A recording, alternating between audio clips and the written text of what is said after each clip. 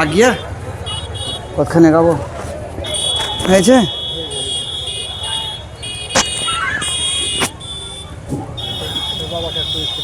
হ্যাঁ, মুস্তফাকে কহে দিয়েছিল, চলে আসবে।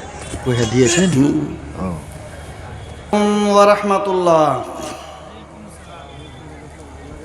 ইন্নাল হামদালিল্লাহি নাহমাদুহু ওয়া নাস্তাঈনুহু ওয়া নাস্তাগফিরুহু ওয়া নাউযু বিল্লাহি মিন শুরুরি আনফুসিনা ওয়া মিন সাইয়্যাতি আমালিনা। من يهده الله فلا مضل له. محمد صلى الله عليه وسلم. وشر الأمور محدثاتها وكل محدثة بدعة وكل بدعة ضلالة وكل ضلالة في النار. أعوذ بالله من الشيطان الرجيم. إن الصلاة كانت على المؤمنين كتابا موقوتا. শ্রদ্ধেয় মঞ্চে উপস্থিত ওলামায়ে কেরাম, সামনে বসে থাকা শ্রোতামণ্ডলী এবং পর্দার আড়ালের মা খালা ও বোনেরা, আপনারা সকলেই জানেন আজকের জালসা মসজিদের উন্নতি কল্পে জালসা আজকে আয়োজন করানো হয়েছে। গত বছর যেভাবে উৎসাহ দেখা যাচ্ছিল, এই দান খায়রাত লেখানোর উৎসাহ গতবার যা দেখা যাচ্ছিল, এই বছরে কিন্তু দেখা যায় না। গত বছর মনে হচ্ছে লিখতে ফুরসত পাচ্ছিল না, এখন পর্যন্ত দেখতে পাওয়া যায় না লোকজনের ভিড় এখানে। আপনারা এখন অতি সত্বর লিখাতে থাকেন আপনাদের দান খেরাতগুলো। আমার পরে মাওলানা আসবেন আর আপনাদের দান খেরাতের এলান করবেন। তো আর সময় বেশি নাই, সময় অনেক হয়ে গেছে, এখন দান খেরাতের এলানের সময়। মাওলানা আসার আগে আগে কয়েকটা কথা আপনাদেরকে আমি বলবো। আপনারা আরেকবার আপনাদেরকে বলছি, রাস্তা পথে দাঁড়িয়ে না থেকে, দোকান বাগানে বসে না থেকে, রোডে ঘোরাফেরা না করে আপনারা প্যান্ডেলের মধ্যে চলে আসুন। সামনে শ্রোতা না থাকলে বক্তাকে বক্তব্য দিতে ভালো লাগে না। আর গ্রামের লোককে বলবো, যিনারা জালসা শুনতে এসেছেন ওনাদেরকে বলবো যে আপনারা নিজের নিজের দানগুলো এই স্টেজে এসে লিখাতে থাকেন। যে হিসাবে মানে দান লেখার হার বা লাইন লাগা বা উৎসাহ হওয়া চাই, সে উৎসাহ দেখতে পাওয়া যাচ্ছে না। আপনারা তাড়াতাড়ি আসুন, দান খেরাতগুলো লেখান। আর মসজিদের কাম যা এখন আছে, জানলা লাগবে, কপাট লাগবে, আর মানে ফিনিশিং করতে হবে, পলস্তরা, টাইলস লাগবে, তো অনেক খরচ। কমসে কম 10 লক্ষ টাকা, তার ওপরে নিচে লয়। তো 10 লক্ষ টাকা যেন হয়ে যায় এইভাবে আপনারা চাঁদা দেন। তাহলে আজকের এই মসজিদের উন্নতি কল্পে যেটা জালসা করানো হয়েছে সেটা কামিয়াব হবে, সফল হবে। গ্রামের লোক যিনারা আছেন যেখানে আছেন, আশা করি সকলে শুনতে পাচ্ছেন। কানটা মাইকের দিকে রাখেন। আর বাইরেকার লোক যিনারা এসেছেন দান দিব মনে করে, জালসা শুনবো মনে করে, আর এদিক ওদিকে বসে না থেকে অতি সত্বর আপনারা চলে আসুন। মূল্যবান বক্তব্য হচ্ছে, আর এই বক্তব্য থেকে আমরা দূরে সরে আছি।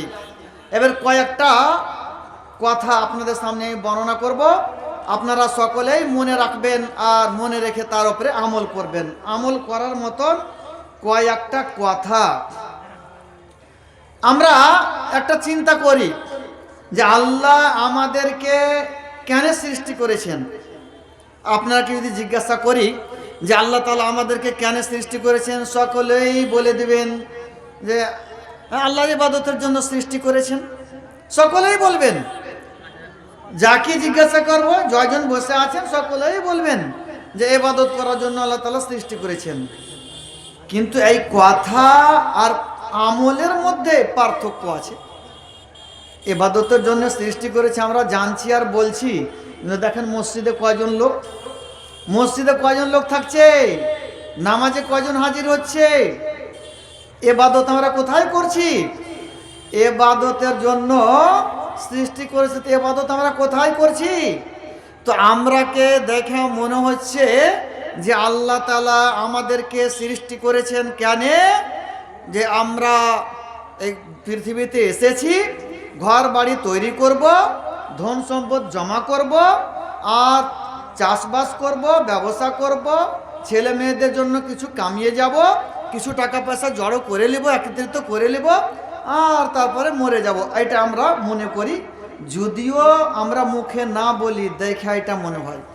কিন্তু আল্লাহ তাআলা কেন সৃষ্টি করেছেন? আল্লাহ তাআলা বলছেন, ওয়ামা খালাকতুল জিন্না ওয়াল ইনসা ইল্লা লিয়াবুদুন, আমি জিন এবং ইনসানকে সৃষ্টি করেছি শুধু আমার ইবাদতের জন্য। ইবাদতের জন্য সৃষ্টি করেছে, আর কোনো উদ্দেশ্য নেই। একমাত্র উদ্দেশ্য হলো কি? ইবাদত করা। ইবাদত করতে গেলে বেঁচে থাকতে হবে, আর বেঁচে থাকলে পারে ঘর বাড়ি তৈরি করতে হবে, ঘরে থাকতে হবে, ধন সম্পদ জমা করতে হবে, খেতে হবে, পান করতে হবে, পড়তে হবে, টাকা পয়সা জমা করতে হবে ইবাদত করতে গেলে।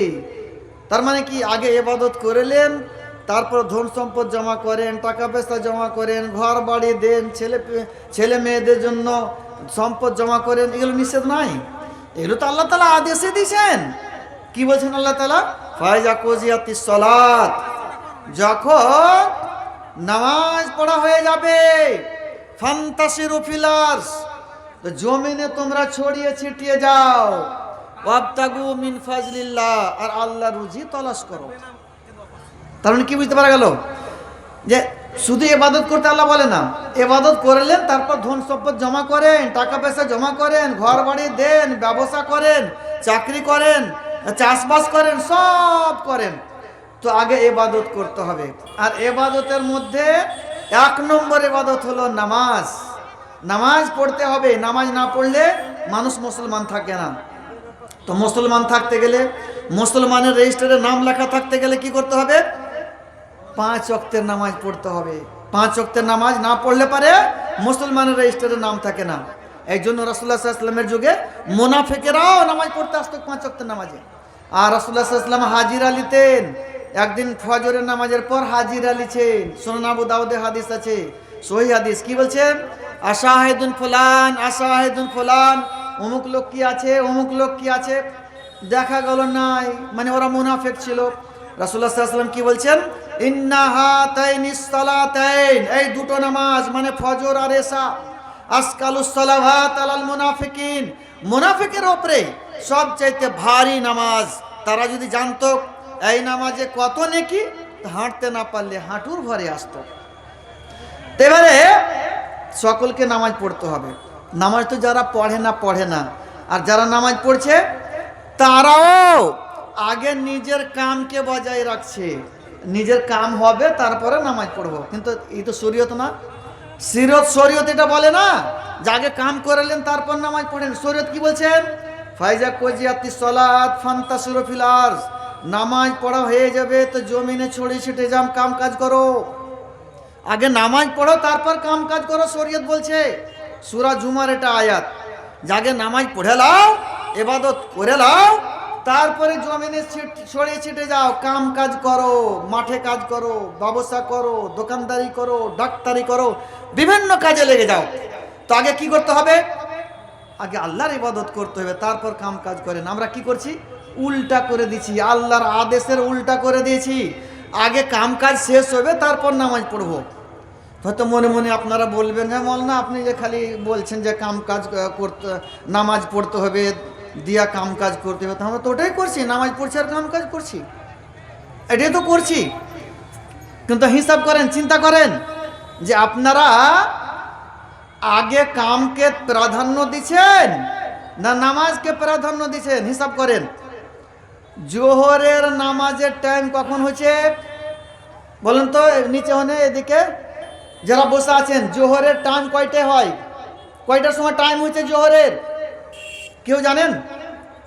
যিনারা আছেন এদিকে 12টা। একজন ভাই বললেন 12টায় টাইম হচ্ছে। আর আপনারা কেউ জানেন? 11:30 একজন ভাই বললেন। আর একজন 12টা বলেছেন। আর একজন কত? 11:24। আর এদিকে কেউ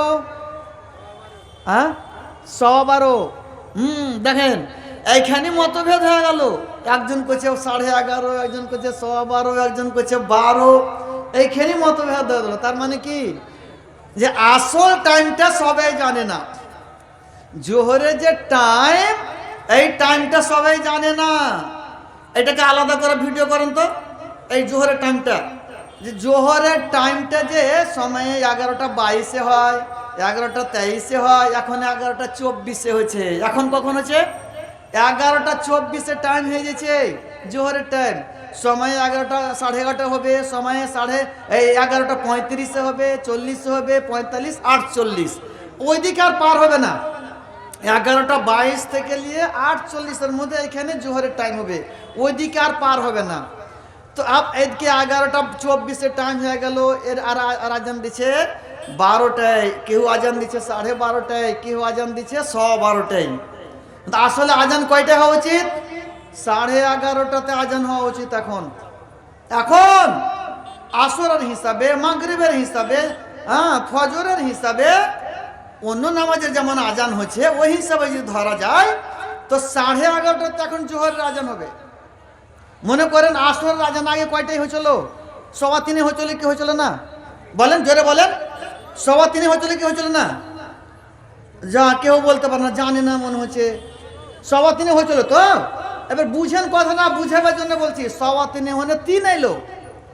আর জোহর আজান আগে কততে হয়েছিল? 12:15, 12:30। তো 3:15 হলে যখন 3 এলো, তো 12:30 হলে 12:15 আসবে। এবার 3 থেকে 3:45 এলো, তো 12:15 থেকে 12 আসবে। এবার 3 থেকে 2:30 চলে এলো, কেউ 2:30 টাইম চলে এসছে, 11:35 তো 11:15-12তে আজান হওয়া উচিত। এখন 11:15-12তে হওয়া উচিত কিনা? ওই হিসাবে আপনার কে হিসাবে বললো, হিসাব লাগিয়ে আপনার কে হিসাবে। কিন্তু আসলে কয়টা হবে? শরীয়তের হিসাবে যেটা চার্ট দিলালপুর মাদ্রাসার ব্যয় হয়েছে, এই চার্ট হিসাবে কয়টা হবে? এখন 11:30তে হবে, সময়ে 11:15-12তে হবে, সময়ে 12টায় হবে। 12টা পার আর হবে না, 12টা পার হবে না। 11, 11:15, 12টা হবে। ওই যে দিলালপুরের চার্ট হিসাবে, শরীয়ত হিসাবে চার্টটা বানা হয়েছে।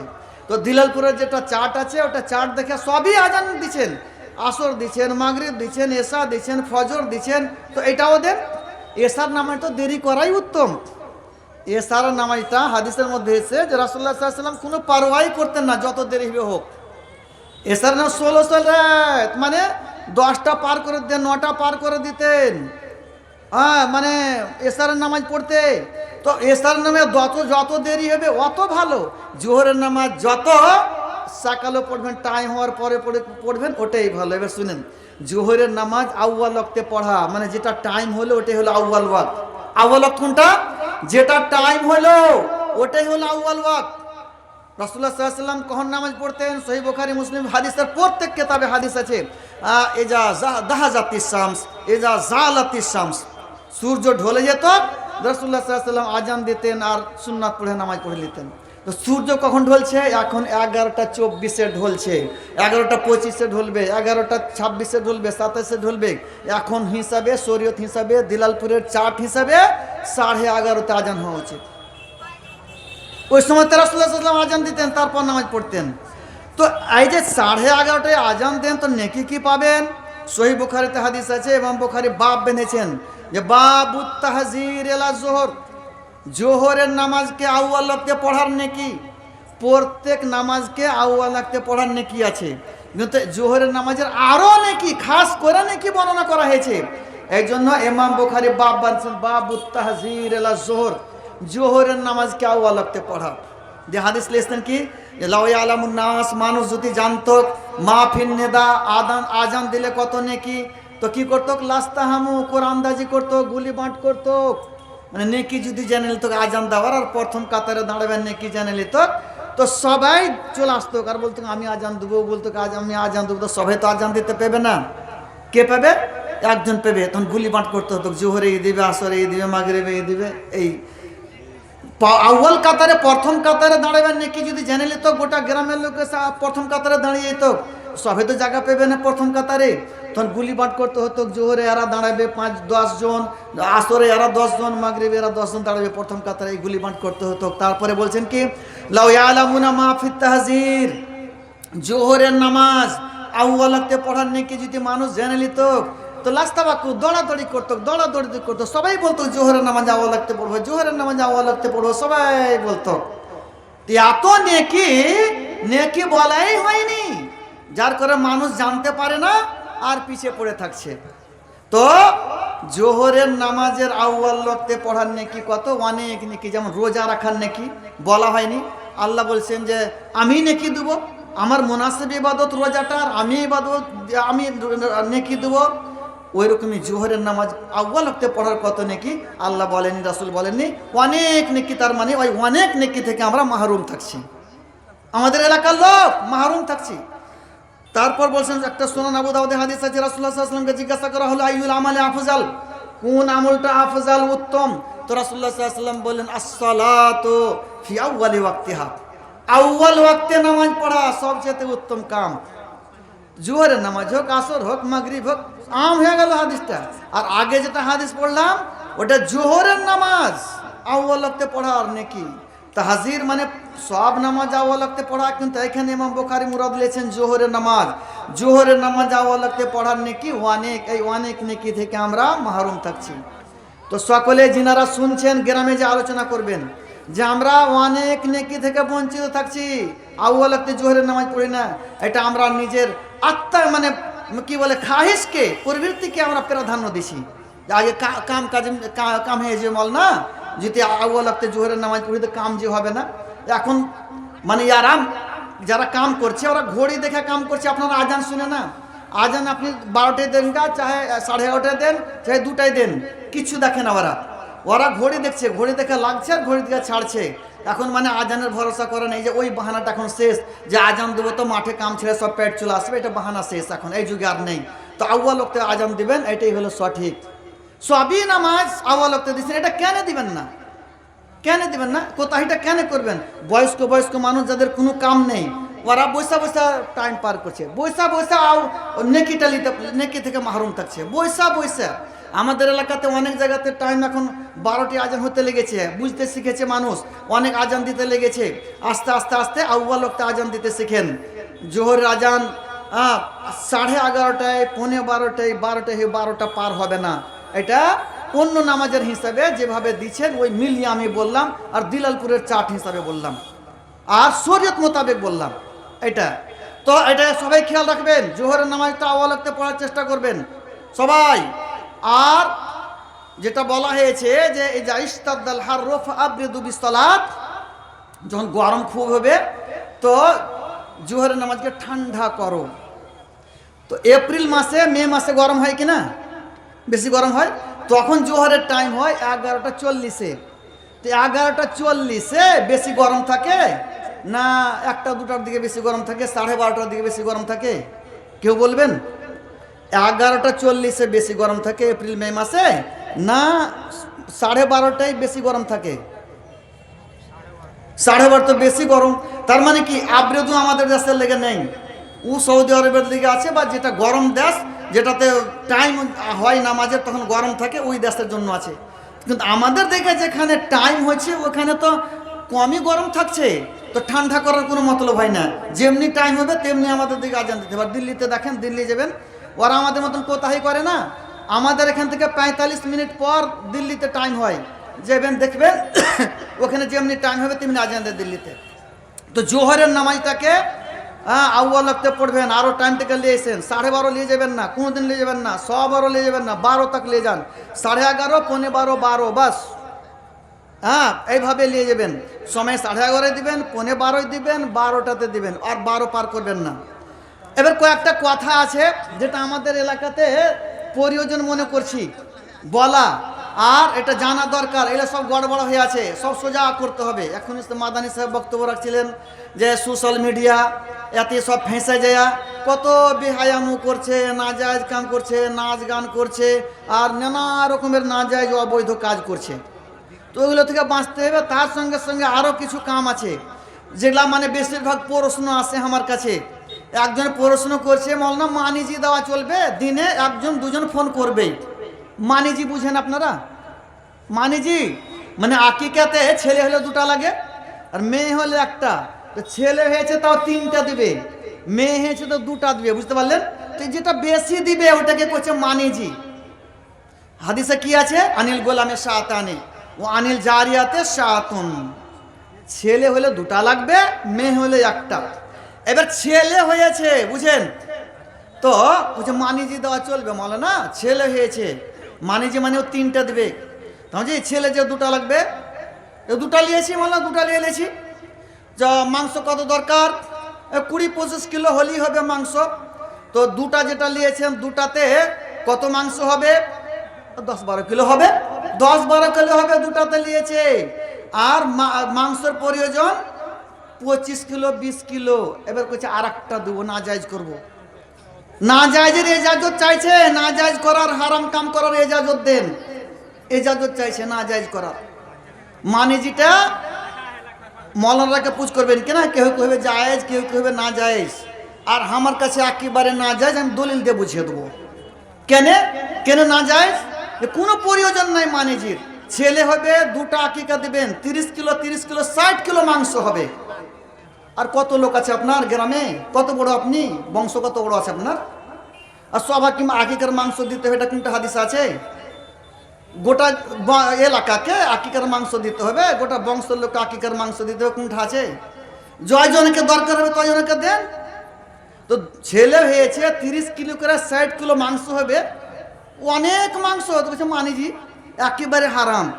মেয়ে হয়েছে 30 কিলো, একটাই দেন। তো 2টা নিয়েছে 12 কিলো হবে। কেনে লেহে জানেন? কেনে লেহে? এই যে আকিকার মাংস যেটা বন্টন হওয়ার পদ্ধতিটা না জায়েজ তারিকাতে চলছে। আকিকার বন্টন হওয়ার যেটা তারিকা, এই তারিকাটা না জায়েজ তারিকাতে চলছে। যার কারণে গেলে সব প্রশ্ন আর একটা না জায়েজ করতে হচ্ছে। মানিজি মৌলানারা যতই জায়েজ কহুক, ও আমার সামনে এসে জায়েজ করতে পারবে না। সামনে বসে আমি জায়েজ করাবো, ও না জায়েজ করবো ওর সামনে। আমি কোনো মৌলানা আমার সামনে করতে পারে না, ও বক্তব্য তো বলে দিতে পারে। কেনে এই যে কারণ গেলা যখন দেখাবো, তো আপনি না জায়েজ হয়ে যাবে, একেবারে না জায়েজ মানিজি দেওয়া। আকিকা কি হলো? যে আকিকা করবে সে মালিক। আপনি আকিকা করবেন, আপনি মালিক। আপনি জবাই করেন, আপনি মাংস বাটেন, কুটুম সদরকে দেন, পাড়া প্রতিবেশীকে দেন, আপনি দেন। আমাদের দিকে সর্দার এসে হাজির। সর্দারের কোনো কাম নেই আকিকাতে, কোনো দরকার নেই সর্দারের। সর্দারের কাম হলো কে নামাজ পড়ে না দেখতে হবে, কে রোজা রাখে না দেখতে হবে। আকিকার মাংস লিয়া সর্দার এসে হাজির, কোনো হাদিস এগুলা নেই। কি করতে হবে? যে আকিকা করবে, বাড়িওয়ালা জবাই করবে, সর্দারকে দিবে, জমাতের লোককে দিবে, পাড়া প্রতিবেশীকে দিবে, কুটুম সদরকে দিবে। আপনি 30 কিলোর মাংস দরকার হয় 30 কিলোর ছাগল নেন, 40 কিলোর মাংস দরকার হয় 40 কিলো নেন। ছেলে হয়েছে 2টাতে 60 কিলো মাংস হবে। 60 কিলো মাংস যদি হয় আর 250 করে দেন, কতটি হবে? কত ঘরকে দেওয়া হবে জানেন? 60 60 120 240 ঘরকে দেওয়া হবে। দেন না? কত বংশ আছে আপনার? কত বড় বংশ আছে? দেন। তো মানে আকিকার যে পদ্ধতি আমাদের এলাকাতে চলছে, না জায়েজ তারিকাতে চলছে। হাদিস মোতাবেক নিয়ে আসতে হবে। যে আকিকা করবে ওই জবাই করবে, আর সবকে বাঁটবে, যাকে যাকে দাও তারা দিবে। মেয়েতের বাড়িতে খানা পাঠাতে হবে, রান্না করা চলবে না যৌথভাবে। মেয়েত মারা গেল, যৌথভাবে রান্না করছে, এলে না জায়েজ। সুনান আবু দাউদে হাদিস আছে, ইসনাউলি আলে জাফর তামান, জাফর আহলে এলে লেগে যে খানা বানাও। রাসূলুল্লাহ সাল্লাল্লাহু বললেন, জাফর মারা গেলেন তো আর বাড়ির লোকের জন্য খানা তৈরি করো। তো বাড়ির লোক জয়জন আছে, ওর বাড়ির লোক আছে কয়টা? হয়তো বিহাই এসছে, বিহান এসে 20টা হবে। তো পাড়া প্রতিবেশী এক থালি করে খানা পাঠাবে, বাস হয়ে গেল। তো কয়দিন পাঠাবে? একদিন, মাটি দেওয়া পর্যন্ত। মাটি দেওয়া হয়ে গেল, শেষ। প্রচার হয়ে গেছে কুণ্ঠে যে 3 দিন পর্যন্ত চুলহা জ্বলাইতে পাবে না, একেবারে ভুল কথা। কোনো হাদিস নেই 3 দিন পর্যন্ত চুলহা জ্বালাইতে পারবে না যে বাড়িতে মানুষ মারা গেছে, কোনো হাদিসে নেই। ওটা কি হলো? এই যে হাদিসটা, মাইয়েতের বাড়িতে খানা পাঠাও, জাফরের বাড়িতে খানা পাঠাও, তো কয়দিন খানা পাঠাতে হবে? তো হানফি, শাফি, মালিকি, হাম্বলি 4 মাযহাবের মধ্যে 3 মাযহাব, হাম্বলি ছাড়া 3 মাযহাবের কথা হলে 1 দিন পাঠাতে হবে। ওই মাইয়ের যতক্ষণ আছে, কেন যে ব্যস্ত থাকবে, ব্যস্ততা জয় দিয়ে যতক্ষণ আছে তো 1 দিন ব্যস্ত থাকবে, মাটি দেওয়া পর্যন্ত খানা পাঠাতে হবে। এবার হাম্বলি মাসলাকের 2-4 জন ওলামা এরা বলছে 3 দিন পাঠাতে হবে। এটা কি সব প্রচার করে দিয়েছে? ভুল, এটা ওদের ইজতিহাদ। তো 3 দিন পাঠাতে হবে, কোনো কথা নেই, 1 দিন পাঠিয়ে দিলেন হয়ে গেল। তারপর ওরা রান্না বান্না করে খেতে পারে, মাটি দেওয়ার পরে রান্না বান্না করে খেতে পারে। কেউ যদি 10 দিন খিলিয়ে দেয়, 3 দিন কিনে 10 দিন খিলিয়ে দেয়, কে মানা করবে? কেউ মানা করবে না।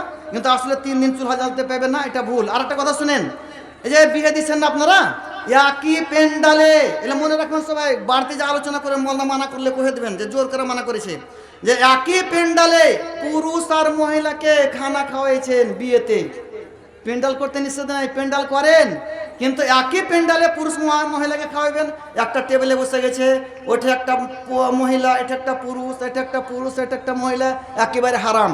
এইরকম বিয়েতে অংশগ্রহণ করা যাবে না, এইরকম বিয়ে খাওয়া যাবে না। কি করবেন?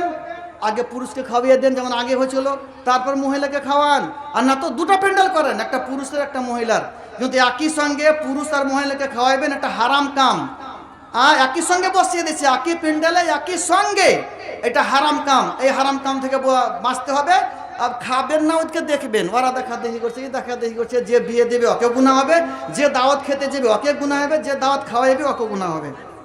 আর একটা নতুন চলে এসছে, নতুন একটা নাজায়েজ কি, বিয়ে যখন হয়েছে তো ছোট ছোট ছেলেরা হলুদ রঙের কাপড় পরছে। অনেক গ্রামে শুরু হয়ে গেছে, আপনাদের গ্রামে শুরু হয়েছে কেউ জানেন? বিয়েতে ছোট ছোট ছেলেরা হলুদ রঙের কাপড় পরছে, কেউ জানেন? হিন্দুদের তারিকা, হিন্দুদের তরফে এসেছে। আর রাসূলুল্লাহ সাল্লাল্লাহু আলাইহি ওয়াসাল্লাম কি বলছেন? মান তাসাব্বাহা বিকাওমিন ফাওয়া মিনহুম, যেই ব্যক্তি ওয়া মুসলিমের তারিকা গ্রহণ করলো, যে কওমের সাদৃশ্য গ্রহণ করলো, তাদের গণনা ওদেরই দলের অন্তর্ভুক্ত হয়ে যাবে। এলে হিন্দুদের তারিকা একই রঙ, হলুদ রঙের কাপড় পরা, বিয়েতে ছোট ছোট বড় বড় সব ছেলে মেয়েদের একই রকম কাপড় হলুদ রঙের পরাটা হিন্দুদের তারিকা। ওয়া মুসলিমের তারিকা, আমরা ওয়া মুসলিম হতে যাচ্ছি, ওয়া মুসলিম হতে যাচ্ছি। এই ওয়া মুসলিম থেকে বাঁচতে হবে, এটা একদম বাদ দিবেন। থুবড়া খেলা ওয়া মুসলিমের তারিকা হারাম। এই যে বিয়েতে স্টেজ বানিয়েছে আর চেহারা টাংছে, বানাইছে আপনার দিকে স্টেজ, বিয়েতে একটা চৌকি পেড়ে দিচ্ছে, আর চেয়ার দিচ্ছে, আর টেবিল দিচ্ছে, আর ঘেরে দিচ্ছে, বরযাত্রী আসছে, জামাইটা ফিতা কেটে ঢুকছে, এলে করছে। আর চেহারা উপরে একটা কি টাংছে, করছে না করে না?